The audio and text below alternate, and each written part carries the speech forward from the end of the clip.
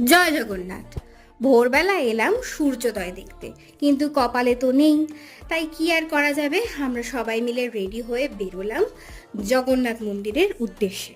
এখানে তো ভেতরে ফোন অ্যালাউ নয়, আর আমরা গেছিলাম রথের একদম আগে।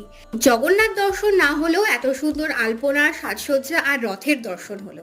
ভেতরে পুজো তো দেওয়া যাচ্ছে, পুজো দিলাম, পুড়িয়ে এসেছি, পুজো দেবো না তা কি হয়। প্রসাদও সঙ্গে করে অনেকটাই নিলাম। তারপর খেতে বসলাম, একদম সামনেই আমি নিলাম লুচি আর বাকিরা নিল ধোসা। আমার ধোসাটা অতটা পছন্দ না, একদম জগন্নাথ মন্দিরের সামনেই ছিল হোটেলটা। তারপর ঢাইকিরি করে আবার রেডি হয়ে আমরা জলকেলি করতে নেমে পড়লাম। কাকু কাকিমাও নেমে পড়েছে, সঙ্গে আমরাও নেমে পড়েছি। প্রথমে একটু কেক মেরে ভিডিও করে নিলাম, আর তারপর দেদার জলকেলি। স্নান করে হোটেলের সামনেই খেতে চলে এলাম।